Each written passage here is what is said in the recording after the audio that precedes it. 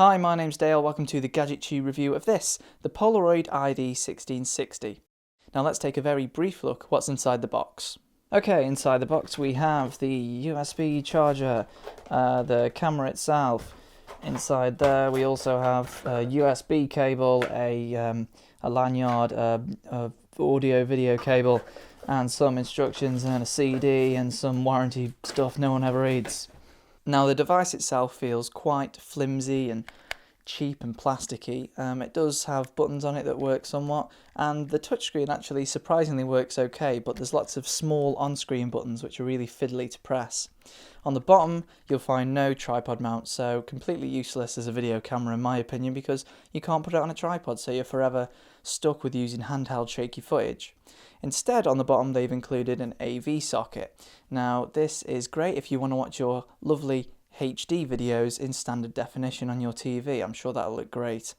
It also has a micro SD card slot and a USB connector for charging and transferring.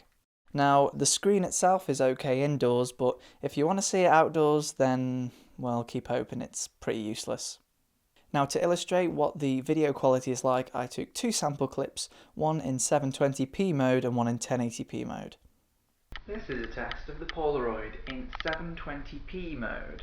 As you can see, it hasn't got a very wide view. Now this is in the 1080p mode. Now if it's the same as it looks on the screen, it's terrible. As you've just seen there, the Polaroid potato camera, or whatever you want to call it. If you've got any better names for it, then please do leave them in the comments, but I think potato camera sums this up quite nicely.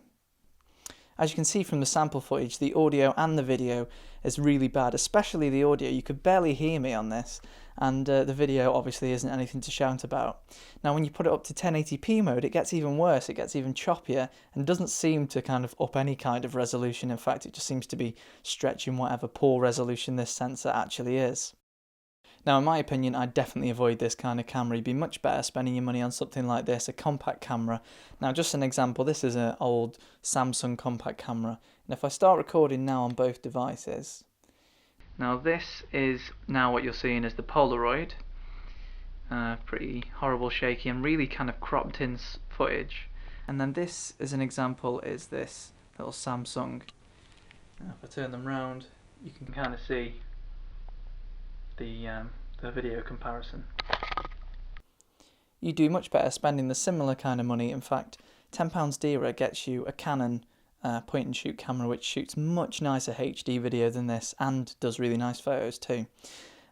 So yeah, just do not buy this. It comes in several different names. The iD, I think 1440, this is the 1660, and I think they've just changed it to the 1880. Fundamentally the same crap camera, so one to avoid. In fact, I go as far to say I wouldn't even recommend this for £1. Well, maybe for £1, but even then it's kind of an iffy decision. You'd expect this to be more around the kind of £10 or £15 mark, if I'm honest. I don't know if they can even make cameras for that, but that's what it feels like it should be. Thanks for watching. Feel free to leave me a like if you like this video, and don't forget to subscribe to keep up to date with the latest news and reviews.